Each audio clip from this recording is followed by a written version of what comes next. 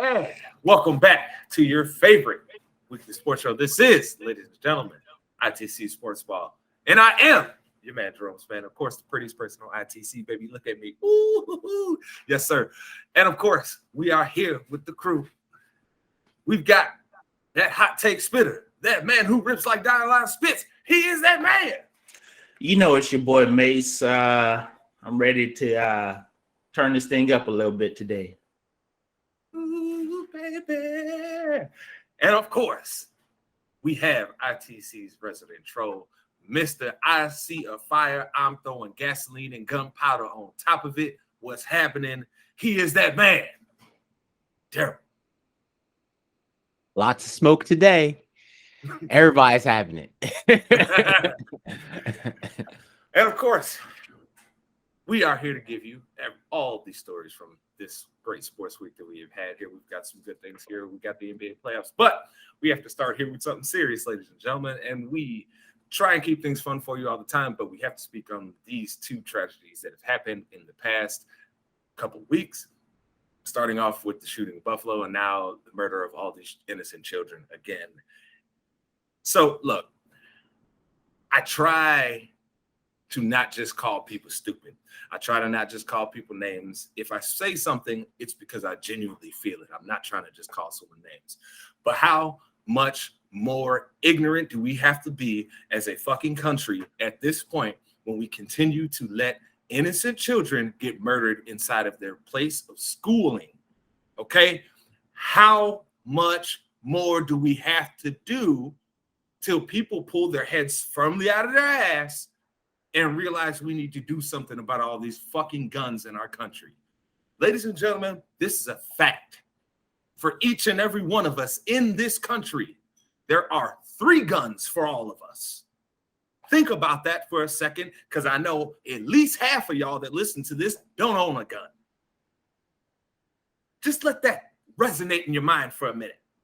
We so goddamn worried about holding on to guns that we allow babies to get murdered in schools. Listen, man, I was born here. I live here in America. But as a citizen of this country that loves it, as fucked up as it is,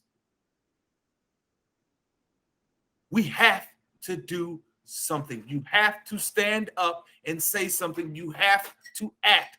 And I am sick of the grandstanders inside of our fucking political system. Like a Mitch McConnell who has the audacity to come out and say, oh, I told them to go ahead and work on trying to get some gun legislation. Fuck you and all your kind, Mitch McConnell, because let me tell you something passionately, my friend. You have had a bill sitting inside of the Senate for multiple years waiting to be voted on. And you know why it hasn't? Because they have known vehemently that you will oppose it each and every time. So Mitch McConnell, Rafael Cruz's, all you scumbags out here that are cool with babies getting killed, let me tell you something. You can go fuck yourself. You do not love this country. I love this country. You don't. What you love is money and power. I love the people of this country. And I'm not okay with babies being murdered and people going to a fucking grocery store being murdered by a goddamn white supremacist. When is it enough? How many people have to die until we realize we've got to pull our heads firmly out of our fucking asses and stop believing the nonsense that is said to us? How many times? When do we value people's lives over possessions? When? Because if we don't value babies' lives that are in school trying to learn the thing that we say we want to do, we want to educate our children. If we don't value their lives, then I know you motherfuckers don't value mine. So I say vote them out. If they ain't willing to do any legislation that's going to really start fixing this fucking problem, vote them all out. Get them all out. I'm done with babies being killed, man. I'm done with people going to a fucking grocery store trying to just buy groceries at the one grocery store that they have because of all of the racism that's been put in place, getting murdered for nothing. For nothing. Do we value life or not? It is a simple fucking question. And at this point, I cannot say that America as a country values life. I'll let y'all say what you gotta say, man. I'm legitimately about to. I gotta take a minute. Give me a second. Yo, man, this is nuts. I don't have much to add, man, but we've been out here letting children die. I mean, for the listeners, the viewers that have kids, I mean, I can't imagine the weight that was lifted off your back picking up your kids for the last day of school, or the anxiety you have when school starts up again. I mean, that's like we've all been in school and we've all had this. Didn't nobody thought that they were going to go to school one day and that'd be the last day they go to school, man. I mean, nobody's sitting here thinking that maybe we should have paid more attention to kid X, Y, and Z right before they come in and shoot up a school. It's these are things that we're not prepared for, and we never will be prepared for to handle, because these are things that shouldn't even be happening right now. And it's for the us that don't have kids, it's kind of hard pressed to sit here and think that, hey, man, I want to bring a kid up in America today, knowing that something as essential as going to school could be the reason why they die that day. You know, it's not a good feeling. It's very disheartening, and there's a lot of things that we could change that can make an immediate impact, but people are out here. The change, I guess, changes their way of life or changes their perception of society, and some people just aren't ready for that. And that's the thing that we're fighting against right now, is trying to change people's perception of what their freedom should be or what freedom is, because freedom don't feel like going to the grocery store and getting shot. Freedom don't feel like I'm scared to send my kids to school today. Freedom's not worrying about the concert that you go to getting shot up. I mean, at this point, any particular event that you want to go to might be the one. As a parent, it really hits, because having young kids, dropping them off to school, feeling bad, like that your own police can't even go in there and try to save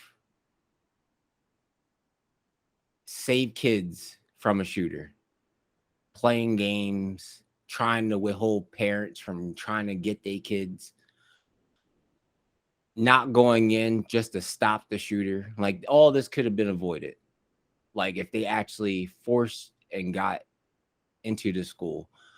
Having someone just having a gun, locking kids in a freaking room and is just shooting them off one by one. Like, it shouldn't even got to this point. The fact that the response was horrible, information, communication was all down. It's just, they just want to have a bling game. Everybody's a freaking number to everybody at this point, because they do not put themselves into these situations. And that's how pretty much what it would be, because as a parent, you just scared for your child, and then ending up just seeing that your child is dead because of the actions of police, people that you trust to actually save and protect. what good are they at this point? And like, we can go with politicians fucking up the bag like they always do and just only care about money. This is horrible because everybody will like turn to, hey, I just want to get my kid homeschooled because schools aren't safe anymore. And this is like the end of the year. They're about to get out and they can't even freaking enjoy their children anymore because they're gone because of a guy just wants to go off with a gun because of his problems. I'm glad he's dead, but it doesn't fix the fact that their children are dead as well and they won't ever see him again. Yep. Look, man, at some point during this year, people, we're going to give you a long form show of trying to fix some of the actual real shit in this country. I don't want to take up too much of you today because I know you guys, a lot of you guys come here to just try and have some fun, right? And we appreciate you. We love you guys. But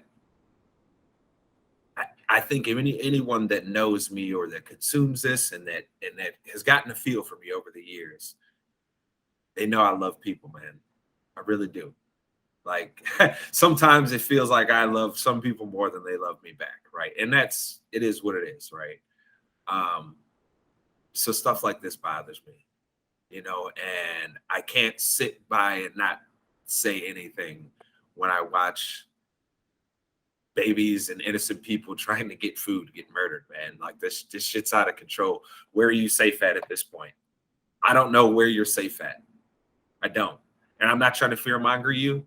I want people to still live their lives, have the experiences, go out and do things, right?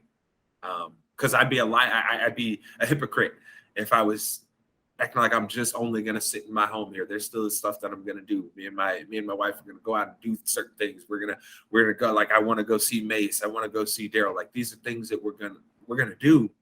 But just all I can say, people, is just try and be as safe as you can. Make sure that when you done talking to somebody that you love, that you remind them, hey, I love you. Just remind them, because I know some of us don't get told that shit enough, and some of us, don't get told it at all. Either way, the correction needs to be made. Just remind people that you love them, because you don't know when may be the last experience that you have with that person. You don't know. I hate to be morbid in that way. I'm sorry. But yeah, we'll like I said, we ain't gonna take up more of your time here in Sportsball with it, but we had to speak our mind here, bro. That shit's out of control out here. But to try and bring some levity here to everything, let's get to the NBA playoffs, where this man Daryl again get to come out here and take his fucking lap around us and laugh and clown us because, ladies and gentlemen, in case you didn't see it, the Golden State Warriors are back in the NBA Finals. This is 6 times out of the last 8 years that the Golden State Warriors have now been in the NBA Finals. Daryl, you called it at the beginning of the playoffs, so I have to ask you, my man, how you feeling right now? Feel like a king. I feel like y'all are my jesters. Keep on clowning yourselves, thinking Steph ain't going to do it. This team ain't going to do it. Clay ain't going to do this. It's a team effort. This is a dynasty. You doubting the Golden State Warriors to reach the finals. They don't have LeBron and keeping them back.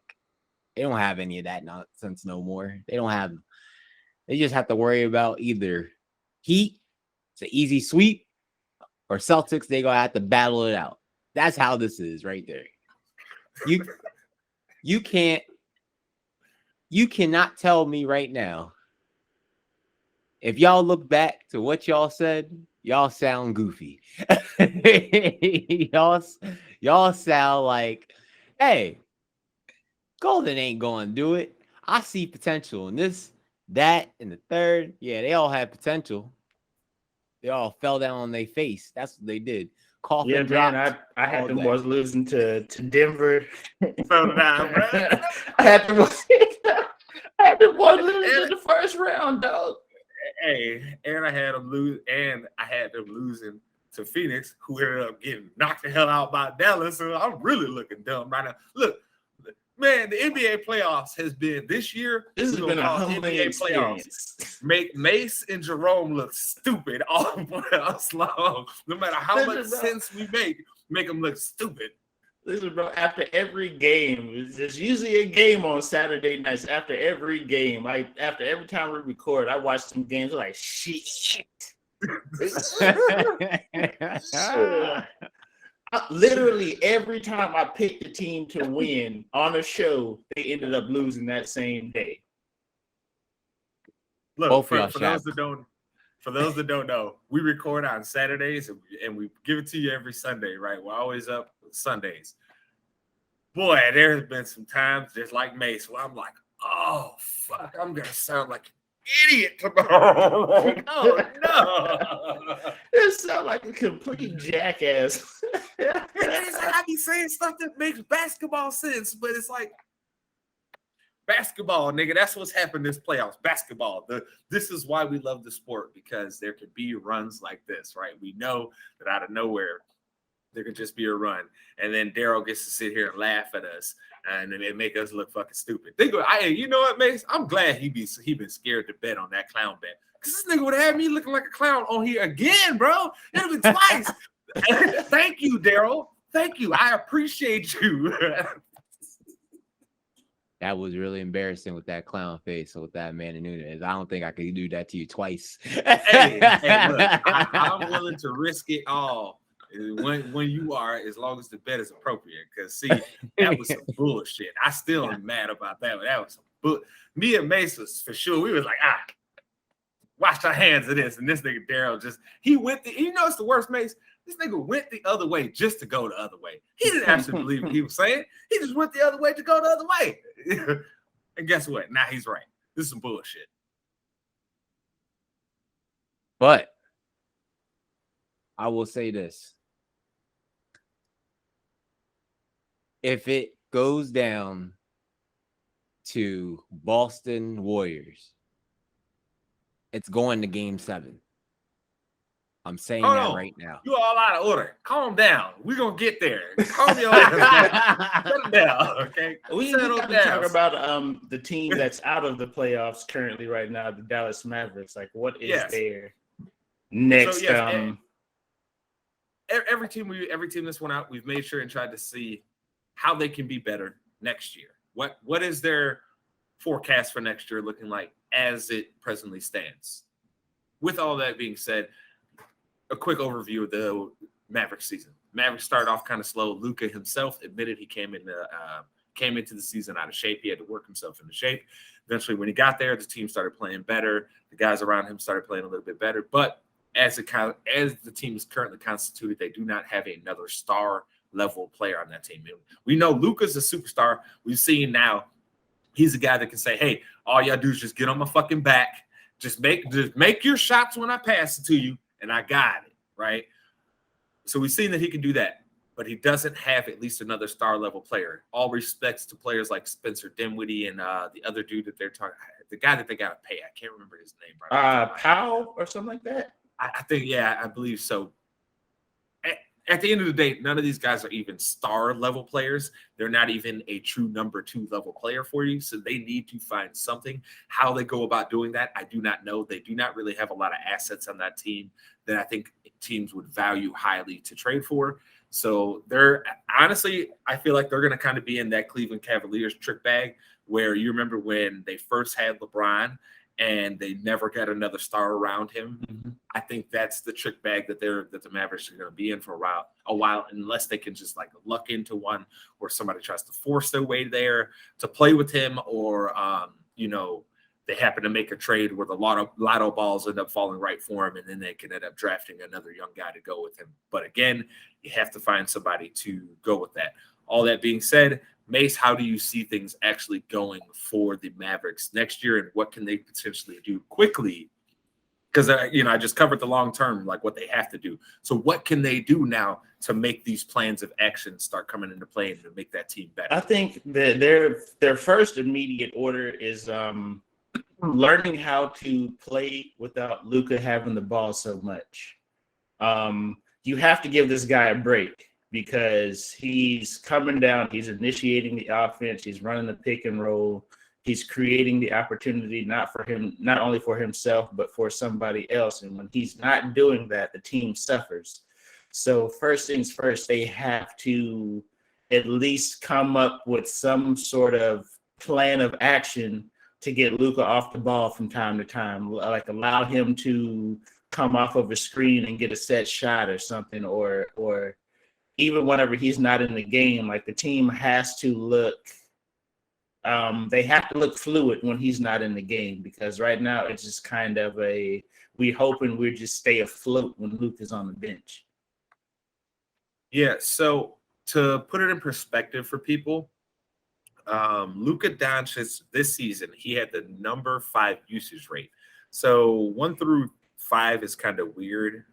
It could be weird, but just to give you perspective, he basically, the way usage rate works is that the stat determines out of all the possessions that you are handling the ball, and how much of the time are you eating up on the shot clock to where it results in either a direct shot for you or like an assist from you, right? So basically it takes all of that into account and you get your usage rate.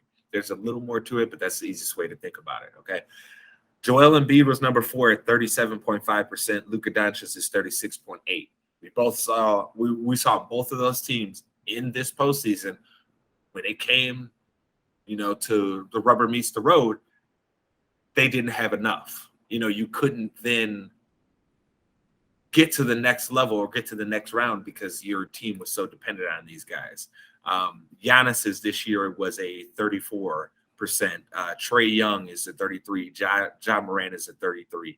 Essentially, really where you want to be for a superstar player is right around 33. If you get higher than that, it usually doesn't work out well for you. In MVP years for James Harden, just for context for people, he had like roughly an average like 37.5% usage rate or something like that. So y'all saw what that ended up resulting in. So Mace, what can they do now? Who's the type of player, even if it's not that guy directly, who's somebody that they could get the style of player that they need to play with Luka? What do you think works? I think they need, I would probably say like a Michael Brogdon style point guard, a guy who's simply just solid at what he does. He's gonna make his open shots.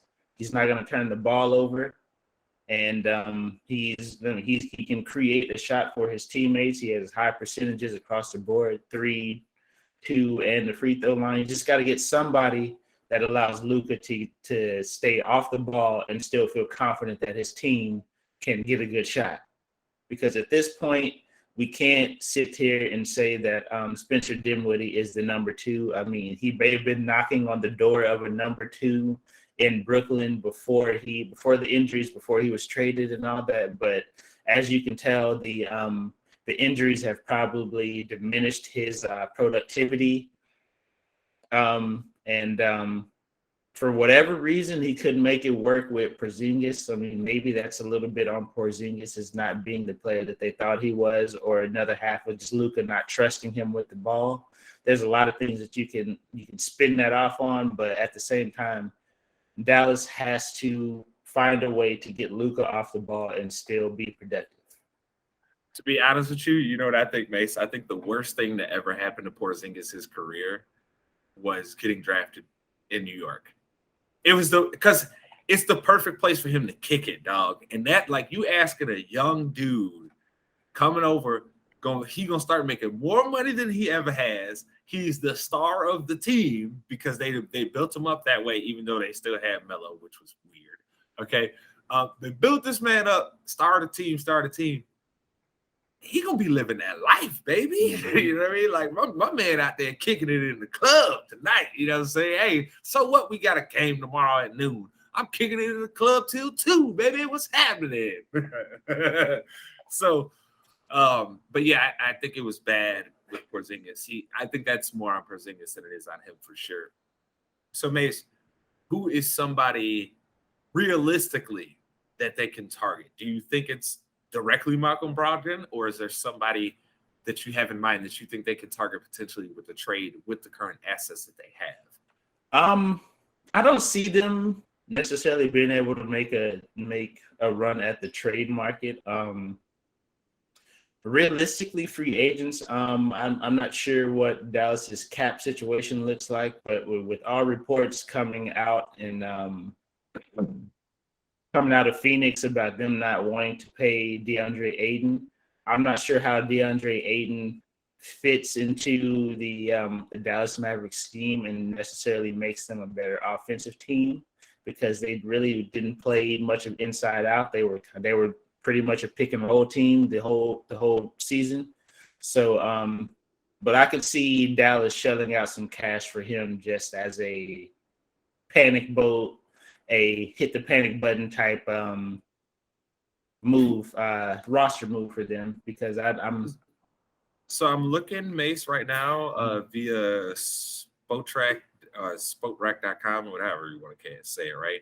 So the Mavericks this year were way they were like over the cap. Now they're still going to be over the cap next year, but it looks like they got, from what I see here, it looks like they got some guys going to come off the books after next year, so they won't really be able to do anything this next year. So they have some sign and trade potential, basically, is how what that sounds like. They have a lot of guys on their 1 year deals who a team can probably take on as a rebuild. Like I said, Indiana is probably the best trade partner out there right now. It's a team who is trying to blow everything up. So getting a few guys on the last year of their contract that may be. This is going to sound wild because this dude can probably help a lot of teams, but I think they should throw all their chips in and say, what do y'all want for Sabonis? Give me Sabonis. Because he doesn't need the ball to be efficient. That's the thing. And it works with Luka because he's also a good player in the pick and roll and the pick and pop. So he's a great player to play with him. He can space the floor. It'll create more room for Luka to go and do what he has to go do. And then he also has somebody that he knows, hey, dog, I need you to go get a bucket. Sabonis can go get a bucket. Like, he's shown that. So if I were them, I would say, what do y'all want? What do you need to feel good and give me Sabonis so we can make this work here in Dallas, right? But we'll see how that ends up going. Now we have to go quickly to, of course, this Miami and Boston series, which has been absolutely bananas. Look, man, Jimmy Butler is out here trying to do one of these get on my back series, dog. Like, for real, it's crazy for a dude that we know. If you don't realize it, Jimmy has knee tendonitis. So we both know when your body starts aching a little bit, it can be harder to perform on an athletic level, right? So is it fair to say, after watching Jimmy's performance now, that he's a true certified 100% superstar? I think you have to, man, because I mean, how can you deny this man any longer? I think in this playoffs, he has the most 40-point games. I think he has 2 40-point games in this series right now. He's going crazy. Crazy. 47, 9, and 8 in a game that they needed. Bananas. In a game that they needed. This wasn't the game 6 closeout for Miami. This was the win or go home, and my man put up 46 or 47 on 9 and 8. My man was all over the court. And Jimmy Butler went out here, no knees and all of that, getting buckets. Daryl, how impressed are you with Jimmy Butler's performance against the Celtics here? Because we talked about it, and that team is very, very dependent on him, especially as a scorer, as the only guy to just go get a bucket, right? So how impressed are you with Jimmy Butler's performance? Not impressed. It's more like, if you feel like you're a champion, you gotta play like a champion. You gotta play. This is the most important games of the whole entire season. Like, this is you getting your ring. If you don't want the ring, you play like shit. That's how it is. It's either there's no excuses, you just play, pretty much. And he's been balling his ass off, but at the same time, like, these games are like pressure. These games are not like hitting high numbers. They're like neck and neck every single time. I mean, when Boston tied the game up at 99 with like 4.5 minutes left to go, I was like, that's it, bro. That Miami's going home, because everything, the momentum was swinging towards Boston, and Jimmy Butler was like, nah, baby, hold on. I still got more left in the tank. I'll say, even with Kyle Lowry fouling out, didn't PJ Tucker foul out? Look, Jimmy Butler took the team and said, "Get on my back." He legit had I didn't think. I've always been impressed with Jimmy Butler as a player because he plays on both ends of the floor super hard, right? So I've always had a respect for him. But I didn't know, look, we joked when he was in Chicago. We called him Jimmy Buckets, right? That's because he was our guy, right? But I didn't think he was really no bucket getter like that. But he said, "Nah, B, I got it, dog. I'm getting buckets every time. Let's go. What's happening?" So, Jimmy Butler, my man, you are a certified superstar in the eyes of ITC right here, boy. Let me tell you, because you've been on fire. But that in mind, though, Tom Ball's finest, Jimmy Butler. Gotta keep it moving here. And Mace, today we have the Champions League final with a team that I hate with a passion, Real Madrid. Yes, you can hear the disdain in my voice. It is purposeful, okay? Real Madrid going for another Champions League title against Liverpool, who have been on fire for the past, let's just call it 4 seasons, right? Mace, who you got for the Champions League final? And who's walking away with basically the MVP of the tournament? You know it's coming from whatever team wins. So it's got to be. So I'll start here. MVP of the tournament, regardless of the outcome today, it's got to be Benzema. What has this man not done for Real? When has he not gotten a goal for Real? I mean, he sent my team home. He's probably sent a lot of y'all's teams home that's listening to this right now. Benzema has been on a tear this Champions League. I think he's moved up to number 4 in all-time Champions League scoring, and with a chance to take number 4 outright, I think, if he scores in this game. So, and plus Liverpool put my team out of 2 championship games, so I can't support them. I can't support them. I appreciate the honesty. I do. This is a hard one for me, right? Because I don't like Liverpool, but I really despise Real Madrid. Like, I despise them with my hatred level for them. It goes Green Bay Packers, St. Louis Cardinals. But Real Madrid is really approaching, probably about to overtake St. Louis Cardinals, because I really, really fucking hate Real Madrid, man. Like, I do. As a Barcelona fan, I have watched them win some games. They have really pissed me off. And so, yeah, I'm biased as hell in here. So I'm hoping we got to go to, you know what makes you know what I'm rooting for? I'm rooting for penalties. That's what I'm rooting for. Because look, one way or another, one of the key players on one of them teams is going to have a horrible miss that's going to haunt them forever. So it works for me. But, man, I think this is going to be a good game, though. I do think Real. In all seriousness, who are you picking? I'm picking Real, but I do believe that they have their back line is probably is more suspect than the Liverpool back line, but I just can't pick against Benzema, bro. Like, look at what he's done this entire Champions League's run. Look at what he's done this entire season, bro. Like, I can't pick against this man.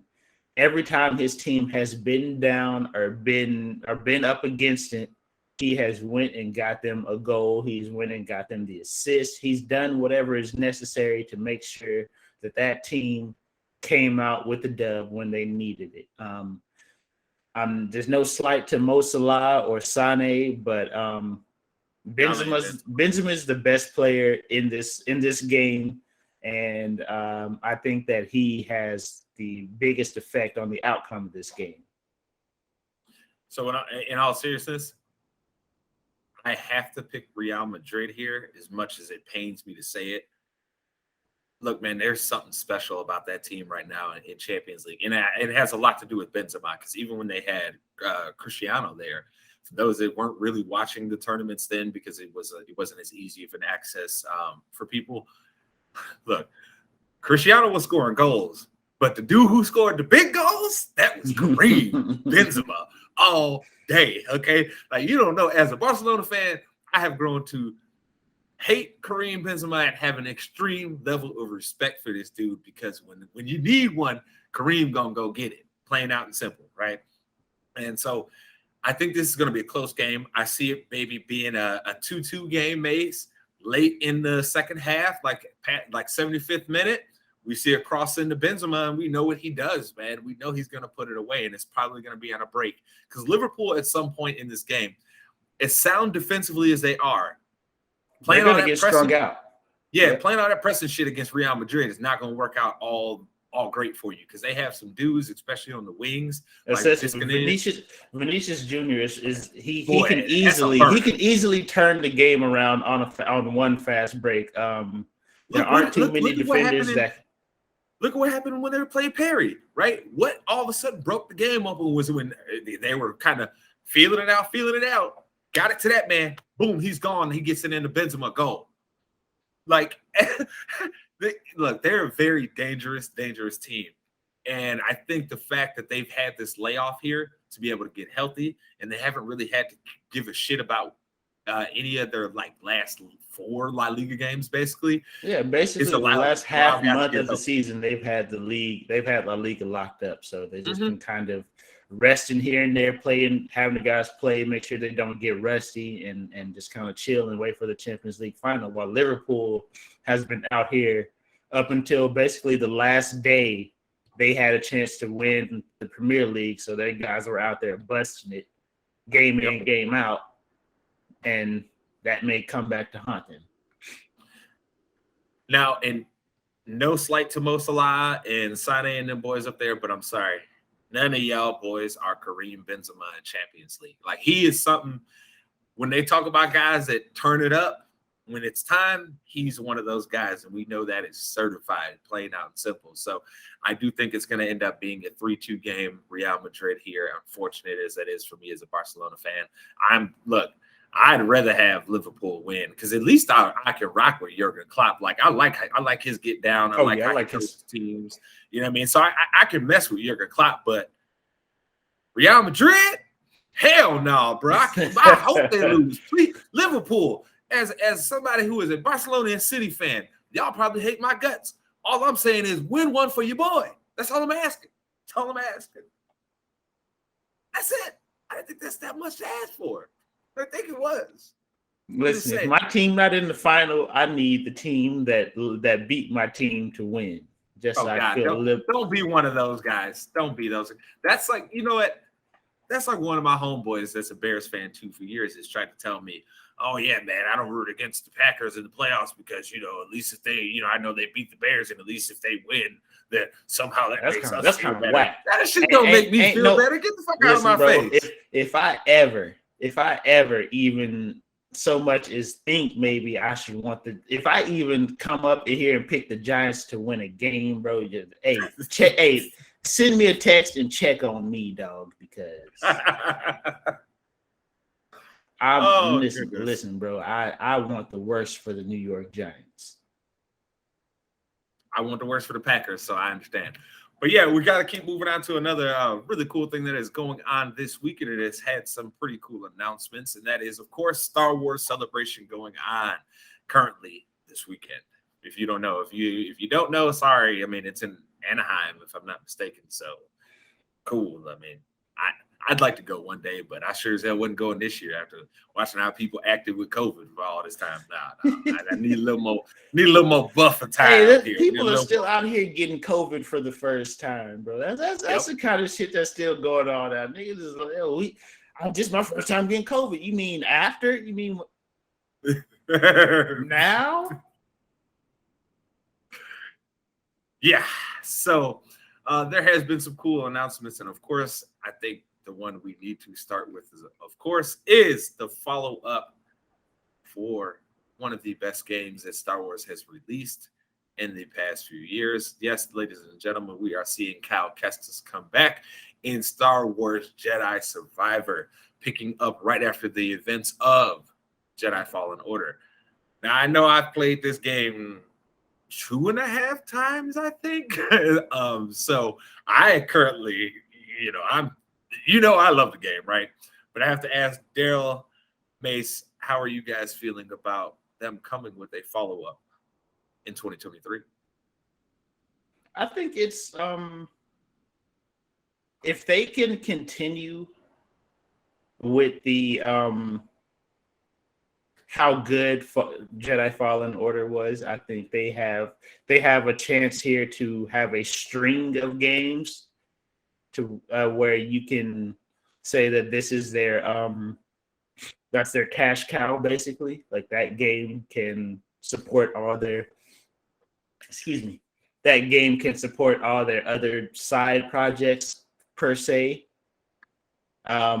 It's just a situation where hopefully that the game keeps. I mean, it doesn't even have to surpass the level of Jedi Fallen Order. If it can come in at that same level, I think they have a chance here to maybe string the game out, maybe for one more game after this one, or something on the lines of that, to where they can really create a franchise to where they can eventually begin to remaster the game with new consoles and bring it out and it still be good years down the road. Daryl, how you feeling? I hope this doesn't turn into a bad semi-sequel.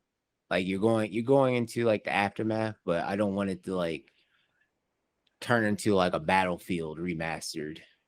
I don't want that. I don't want the game to be dead. Like keep it interesting, keep the excitement, keep the storytelling, but don't make it get boring. Like keep it enough to hold you through the whole game, and don't make it quick. That's another thing. Don't let it be like a 3-hour game. Like that's all I have to put into it. It's 3 hours. That's it. But I'll be excited. I have to look more into it. You have to show some more, but I'm on the fence with it. I think it left off with a good cliffhanger, you know. I say, as an avid gamer, it's kind of hard to get hype for the launch of games, knowing that the propensity of studios to not give us a full product at the beginning of a game. But every now and then a game comes out here and gets you. Hopefully they just treat me right. You know what I'm saying? Hopefully they just treat us right. I just don't want it to be like we all played Resident Evil, right? We all played Resident Evil. When they came out with the good remaster of 2, we played that. That was a good long game. You had 2 different sides, 2 different scenarios. You didn't do it. Y'all, look, I'm telling y'all, they don't get me with these remasters. The only remaster that they about to get me with is KOTOR. And that's just because I've been waiting on that to get console ported to something better for a long time. Other than that, you don't get me on, oh, wait, we're going to remaster this game for you, Timmy. Hey, how about you take them resources that you put into that and put it into making this new fucking game so it can come out faster? How about that? Okay? How about you give these people real wages and give them a real size team so they don't have to be sitting here slaving themselves running 70-hour weeks just to get the damn games out. And then we get a broken ass game. How about that? Well, like how 2 was, that was like a full game. And then when they threw out that little 3 Nemesis remaster, that thing was like, you could have just put this as DLC. It's like that game lasted like an hour. Like if you did everything perfect, it was an hour. It was a clean hour. You could beat that game and return it digitally. That's how bad that shit was. Yo, And then they got so much bad press and they were giving that shit for free. They had to come out with that Village. They had to come out with Village. Like that had like a sour taste in everybody's mouth having that. I was like, this is embarrassing. DLC. Don't want a DLC game. I don't want a DLC. Give me something. I would say I think they are going full in on this Fallen Order. I'm actually willing to put a bet and say that it's actually going to end up being a longer game than the first one. Because from my understanding, they've been developing this basically as soon as they realized that like the pre-order numbers on the game, they started developing this game for real. And then they got the full like funding green light from EA like right after the game went platinum or whatever it is. Like, I forget what it is now. Yeah, once they hit a certain sell number, they like, hey, bro, get us another product. So Fallen Order came out. Let's see here. Jedi Fallen Order came out in 2019. So we're talking they haven't even said early 2023 or anything. So they've given themselves the whole window of 2023. So you're talking about now like 6 years of development, essentially. Because think about it. Jedi Fallen Order, it didn't come out as a buggy game. It came out as a complete game that functioned correctly. There was very minimal bugs that they had to address moving forward.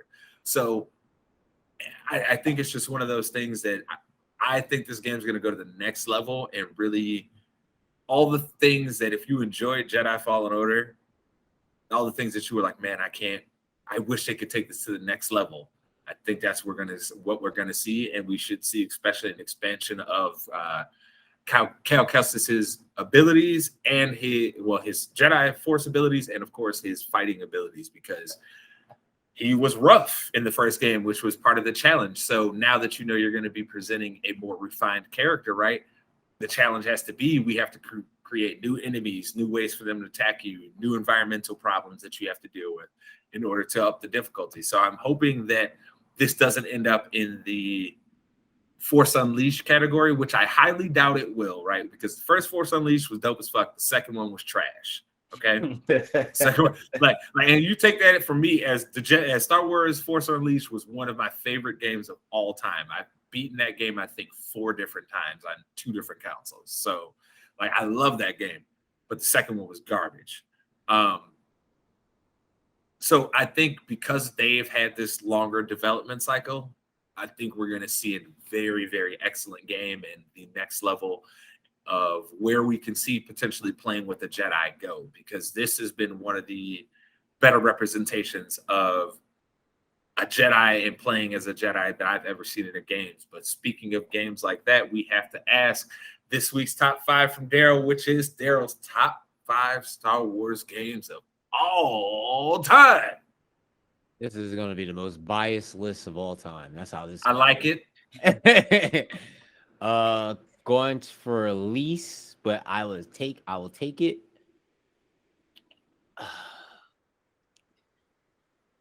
Star Wars Racers on the 64. That'd be the first. Just the racing aspect coming off of good old Star Wars 1 back in the day, just like Phantom Menace. Hey, you know what it was? Daryl was over there dreaming when he watched Anakin. He was like, "That's me." And the busted racer still getting a dub. Yeah, that's the crazy thing. Crashing into every freaking rock, and you still make it to win. Second one will be Shadows of the Empire for 64 as well. That was a taxing game to the brain. That was super technical. I hated it with all my guts, but I still enjoyed it. Listen, bro, if you are still a gamer after playing Nintendo 64 games, you the real deal.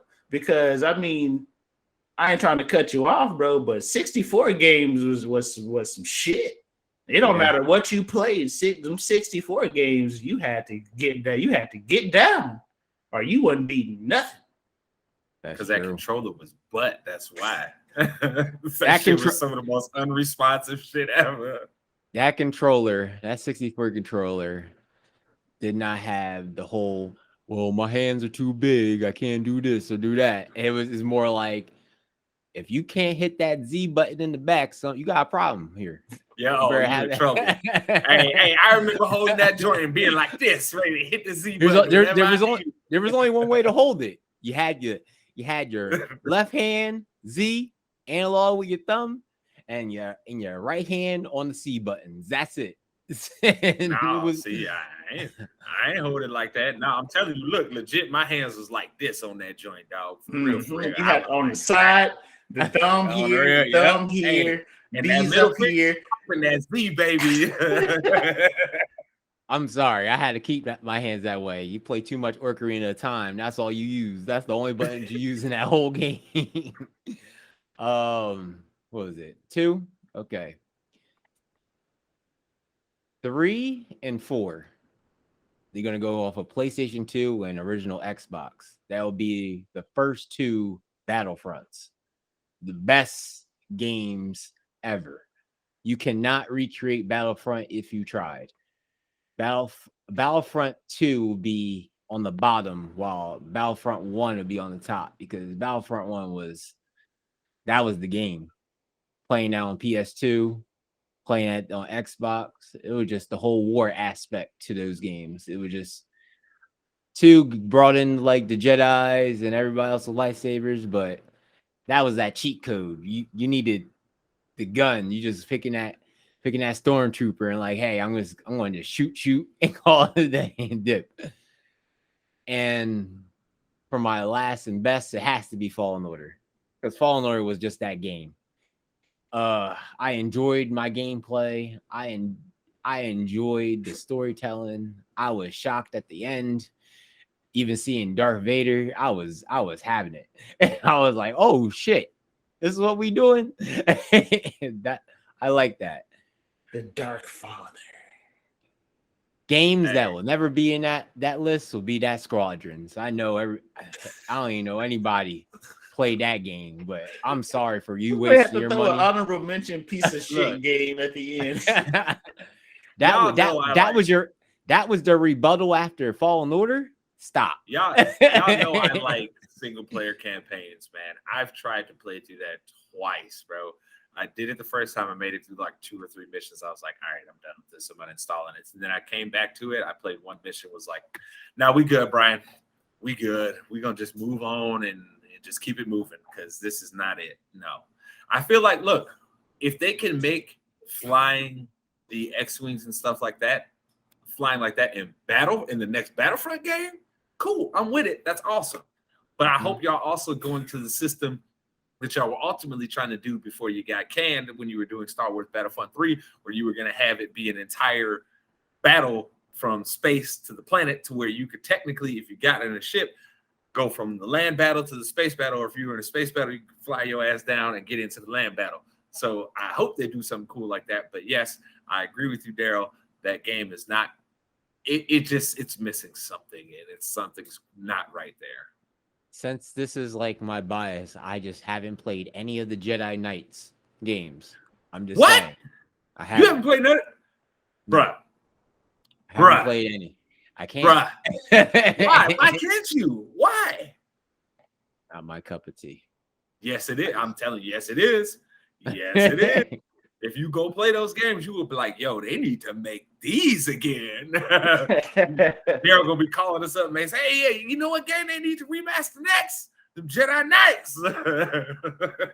I thought they were for a second. I thought they were going to make another one. No. Well, you know what?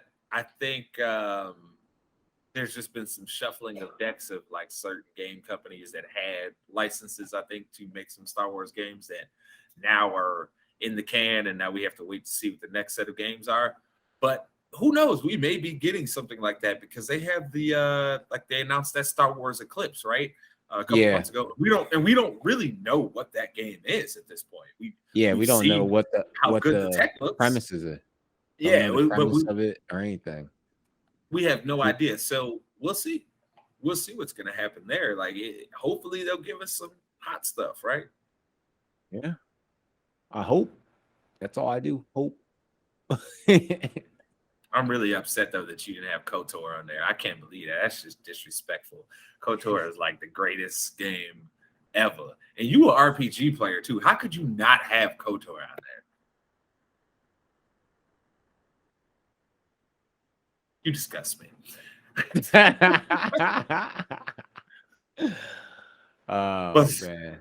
But speaking of fire, there's always somebody that comes here each and every week, ladies and gentlemen, to light a fire up under your ass. He is here to do that very thing. Ladies and gentlemen, this is your trip into the mind of a madman. This is Mace's Madness. Oh shit, the lights went red. Dun, dun, dun. All right, people. There's a lot of things that I could go here, man. Like I could bring it up. As a Texan, I have to sit here and let you know that Rafael Cruz and Greg Abbott just ain't it. They have no real solutions to fix these problems.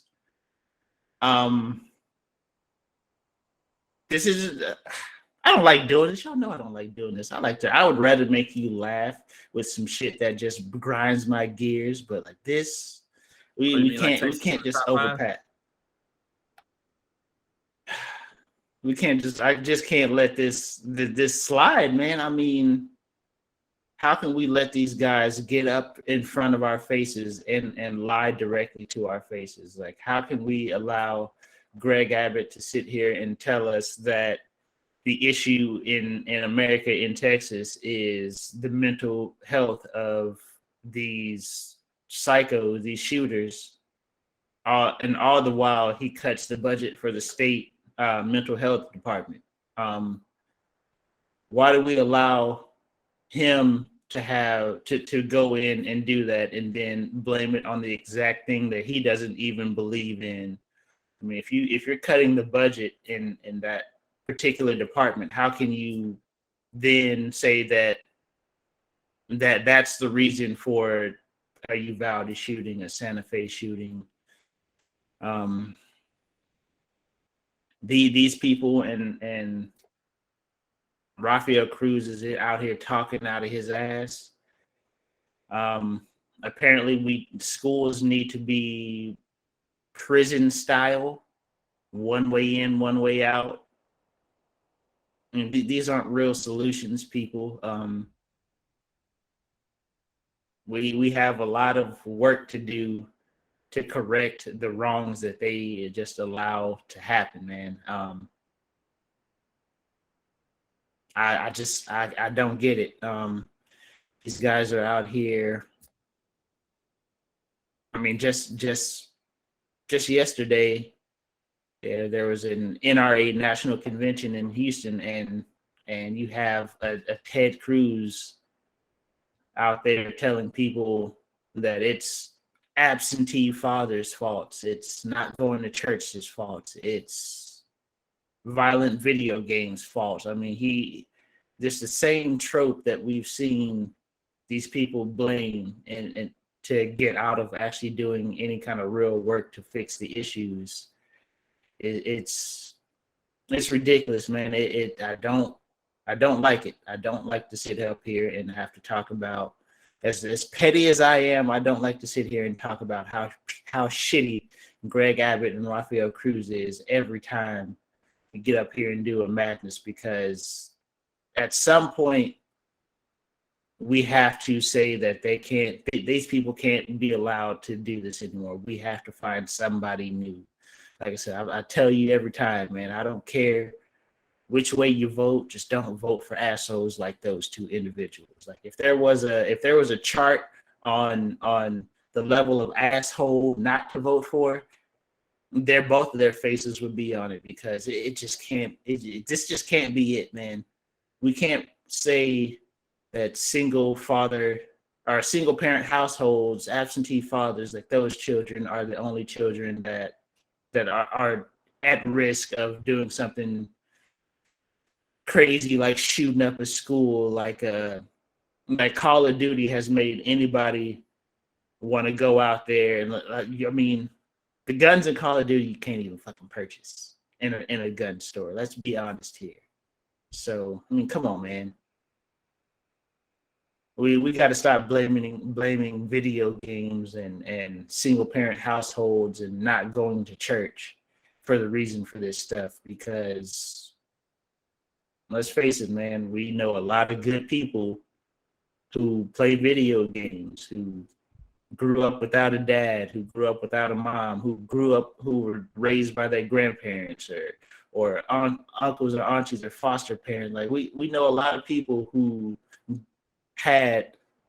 went through very adverse situations as young people and grew up to be great adults, grew up to be great parents. So we have to stop sitting here and saying that that's the reason why all this stuff is happening. We have to stop letting other people try to feed you that this is the reason why this stuff is happening, man. It's ridiculous, and I'm sick of it, man. This is just straight up. I'm not gonna sit here and rant. I'm just sick of it, dog. There's a lot of things to be mad about. But one thing I can rant about is a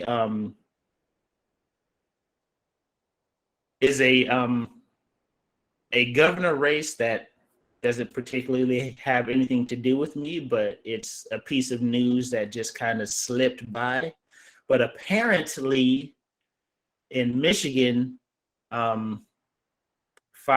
Republican governor candidates that were on the primary all have been kicked off because of fraud. This is the type of for y'all that are listening. Jerome just slid through here, holding his back. This old my whole ass. I told you my shit's been hurting for weeks, man. I told you, man. Fuck, kiss my whole ass. Okay, but hold on. You broke my train of thought, man. But yeah, that's what you get for trying to talk shit about me. That's what you get. Yeah, okay, but yes, like we have candidates out here committing fraud to try to make their way in. Like this is the type of stuff that we have to stop. We have to put a stop to. We have to stop guys cheating to win, because they usually get in and have the wrong agenda. They have these guys that get in these less than reputable means, they have no issue with fucking over the citizens that they have just won votes from. Call them what they are, frauds. Yeah, I mean, like I said, there were 5 senators or 5 candidates on the ballot who just got kicked off the Michigan governor primary race because of fraud. I mean, these are the type of people who I have directly said we can't be voting for these motherfuckers no more. Like I said, these are the assholes that I have been trying to let y'all know that we just can't vote for them no more. Regardless of what side you vote for, don't pick the assholes. Don't pick the dudes out here faking signatures, faking this and that, trying to tell you that violent video games and not going to church is the reason that people get shot up. That if you don't have a dad in your life, you're going to end up shooting some shit up or going to jail. Don't listen to those jackasses, because they don't know what they're talking about. Look, I've been playing violent video games. Look, I'm going to just put this out here. I saw my first pair of boobs when I was like 7, probably. Okay. I've been playing violent video games my entire life. I don't go to church. I don't feel the need to murder anyone, though. So So stop telling me all these things that I enjoy that they're gonna make me murder. Like, no, sorry, bro. Like, a video game is a video game that is on my television. That is an entertainment device. Look, I watched Rambo when I was between Rambo First Blood Part 2, right, and RoboCop. Those were two of my favorite movies as kids, but never in my kid mind either was I like, man, I need to go get a gun like Rambo and go shoot up everybody. Like, that's not. Let me round this out here by all you motherfuckers that think that teachers need to carry guns to school. How many of y'all like actually know, like, I actually like directly, like, you see the stress on teachers' faces year in, year out, day in, day out. You trying to tell me that not only do they have to go to work underfunded, without everything they need to do their current job, now all of a sudden that they have to take on the job of a fucking Rambo and moonlight as a fucking combat specialist to make sure that your kid is safe. Come on, man. Come on, dog. And have to deal with the constant disrespect for like higher grades as well. There's Right? a lot of Like, disrespectful kids. Listen, teachers are under pressure to make sure kids pass, regardless of them actually learning. It's more that they get in trouble for having kids fail. More trouble for having kids fail than actually freaking sliding somebody's grades by. You know, just kind of giving them just enough to get by. And you trying to tell me that all of a sudden that you respect teachers enough to have like people don't even respect teachers enough to allow them to teach. Now teachers have to send out the entire year's curriculum at the beginning of the year so parents can go over it just so they can be, okay, yeah, you can teach our kid that. No, you can't teach your kid that. But all of a sudden they can go out here and shoot at an active shooter that the police won't even shoot at. All of a sudden, that you now have so much respect for teachers being able to do their job that you want to add another task to their job. You want to add another duty to their job, but yet you can't even let them teach the curriculum as is already. I'm gonna put a spin on what old Paul Mooney said. Rest in peace to old Paul Mooney too, by the way. But you know, he said a long time ago, he's like, everybody want to be a nigga till you be a nigga, right? And it's just like them cops. They all want to be the hero cop till it's your time. Because now look at what we done seen them cowards do. But wait. Remind me though, right? I'm supposed to value their lives above mine though, right? When they won't even do their fucking job. Got it. Unprepared, no shields, no nothing. They don't even want to put their life on the line. Them dudes had level. Look, they in 2017, the whole department got level 4 body armor for free from the government. So Uvalde alone, 40% of the city's budget goes to the police department. 40%.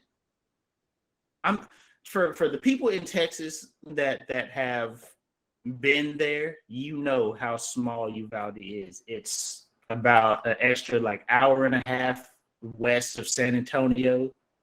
The closest thing to it is Garner State Park. That's the reason why people know where Uvalde is because they've maybe camped at Garner State Park or they have floated the Frio River.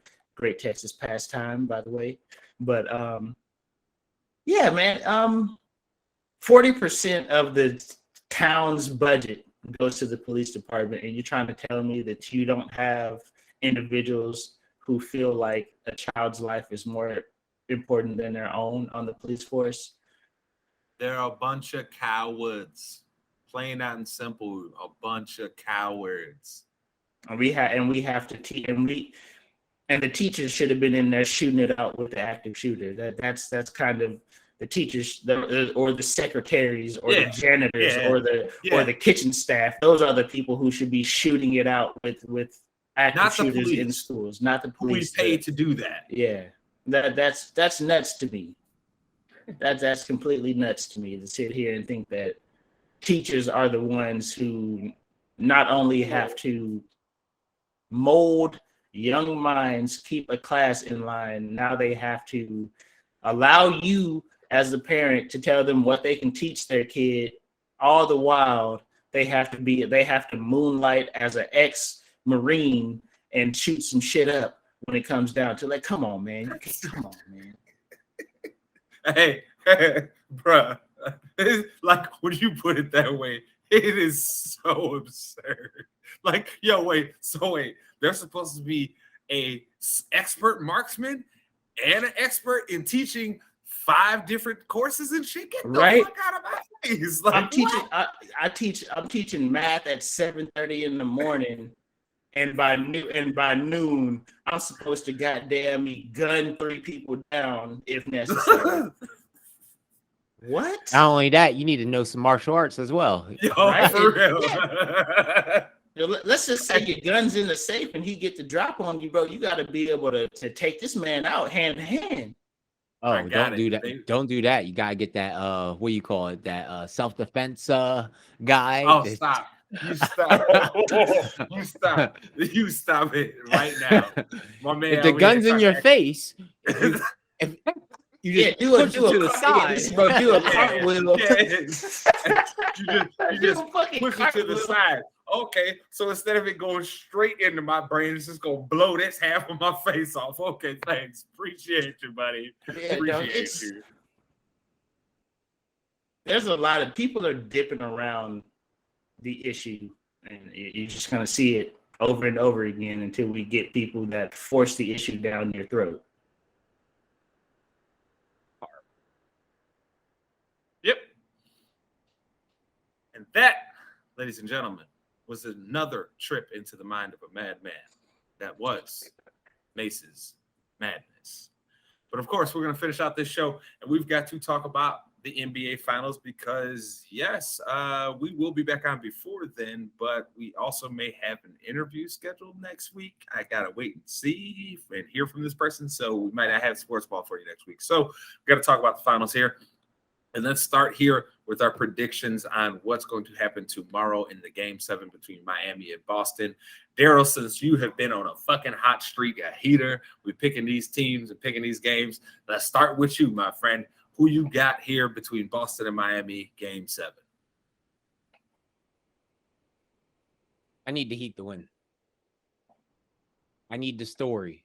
I don't need the Celtics. They don't need it. They did a good job blowing out everybody else. Time for them to lose. I'm just going to be the hater right now. I don't want Celtics to even go into the finals, honestly. If they go into the finals, here, I'm going to be that guy. Let them injuries happen. I'm saying it right here. Let those injuries happen. Blowing your knee, elbow to the eye. That stuff is a real thing. Let that happen. I don't care. I need the story of the Heat overturning. I need that. I need that story. I need that pickup story. When I grow up, I want to be as petty as Daryl, boy. Let me tell you. Yeah, but if the Celtics do get to the finals, it's hold on. No. You didn't get to all this waffling. Who are you picking? I didn't ask you who you need to win for a story. I said, who you picking? You see how he tried to do that shit, Mason? He was trying his hardest to hedge it real quick. So he'd be like, I'm right either way. Heat. Final answer. All right. Mace, who you got in that Game 7? Oh, man. Go ahead, pick Celtics. You know you want to. I ain't picking them bitch ass Celtics, man. Fuck I look like. You know who I am? You know who the fuck I am? You know what we do. Okay, but I know you're a Cowboys fan, but still. So I'm trying to be as unbiased as I can here, but the Laker in me just won't allow it, dog. I can't. Sure you are. Like I really like to see. You done turn on purple lights and you trying to tell us how you unbiased. Get the hell out of here. I really like to see like the young stars like get their championships early because I hate the whole trying to chase championships from later on in your NBA career. But as long as Tatum's in a Celtic uniform, bro, he can go to him.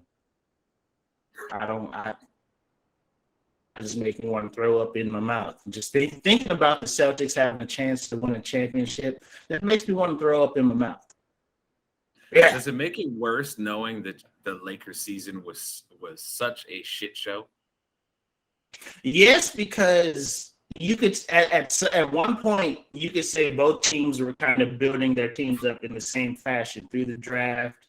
You know, you bring in a vet here and there, but you were going off of the talent that you had acquired, and you were like, we just gonna ride it out with them. So at one point, it was like I could see they were basically built in the same fashion. You know what I'm saying? I ain't hating on the trade that the Lakers made just because we got a championship out of it. At the end of the day, you can't be mad at it because we won something. But yeah, man, the Celtics even having an opportunity to just be here where they are right now. And not just that, going back, man, I mean, the Celtics have just been consistently a threat. Like I said, I've always been under the mindset that they can't win as they're currently constructed, but hey, I'm praying Miami gets this dub, but the basketball in me says that the Celtics are gonna win Game 7. I need Miami to win, though. I need Jimmy Buckets to go out there and drop 55 on them boys, send their ass packing. But the basketball in me says Celtics, man. Ugh. Look at this traitor. Don't listen to him. This is why you got Westbrook on your team. Oh my God, bro. I feel some bad juju's coming my way, man. I gotta go fucking do like 12 Hail Marys now just because I said the Celtics. You might as well say you're a Packers fan now. Oh man, Packers I can't believe I fans are only allowed as potential guests that I can kick out of here when I need to. We don't do that around here, okay? just like I don't bring no disrespectful Giants fans in here, okay? I don't do that. That's not what we do around here. You heard me though. But I guess that leaves me to pick. I'm gonna have to go with Boston. This series has been back and forth, back and forth, back and forth. I'm gonna have to say the Celtics win this one. I don't think. Look, man, if Jimmy gonna put the team on his back again tonight, tomorrow, excuse me. Anything can happen, but the series is not shown that happening 2 games in a row yet, so I don't think that it's gonna happen. I think Boston wins this game. Probably be a close game. I don't think it'll be another blowout, but it'll probably be a really close game. Boston goes on to the finals a bit with that in mind. It looks like everybody outside, well, we know how this is going to go. We picked Boston, so they about to lose. Miami's going to win, so we might as well talk about who is going to be the eventual NBA champion of the 3 teams that are left right now. Mace, who you got? I don't know how much Miami got left in the tank, man. They just can't keep this shit up. Jimmy can't keep this shit up.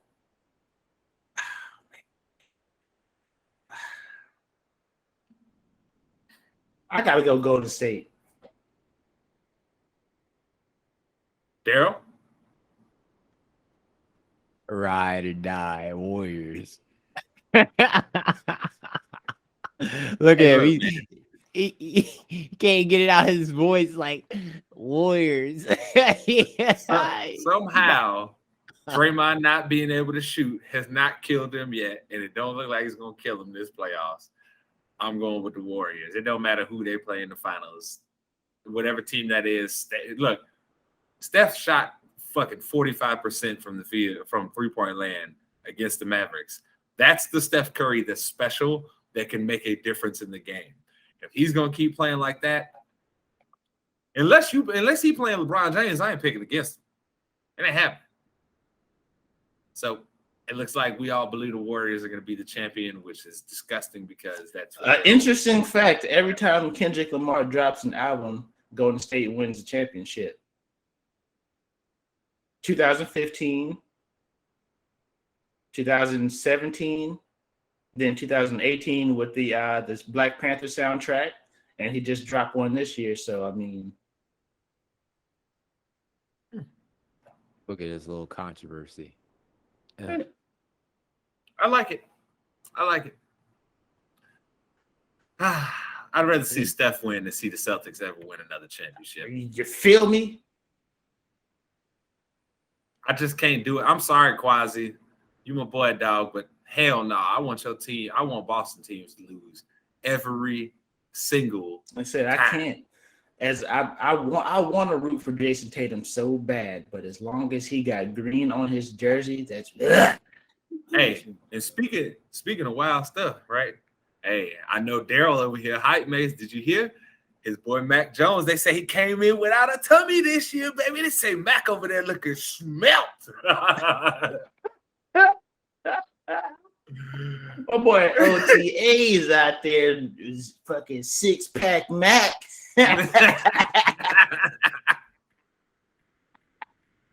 That boy 6-pack Mac.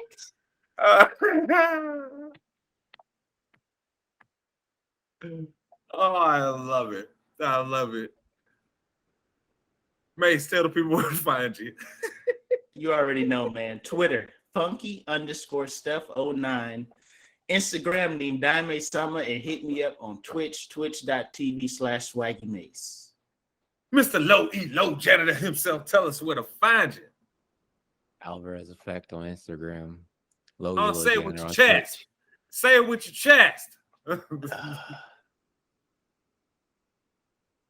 Low Yellow Janitor on Twitter.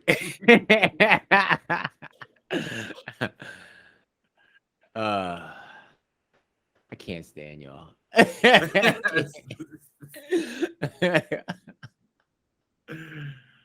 Oh God. It's not my fault you was over here. You can find me at Alvarez Effect. It's not my fault you was over there trying to do that. Like you was on an R&B track in the 90s. You know what I'm saying? It's not my fault, okay? Those are the ones that get to your ear. Look, you can find me at Jay Spenderman everywhere. Instagram, Twitch, Twitter, all that good stuff. Yeah, you'll either see my pretty face or the ITC logo. But yes, we thank you again, ladies and gentlemen, for coming in to another spicy episode of your weekly sports show. That one for you, the favorite, the best, the greatest of all time. ITC Sportsball. We was way the fuck off.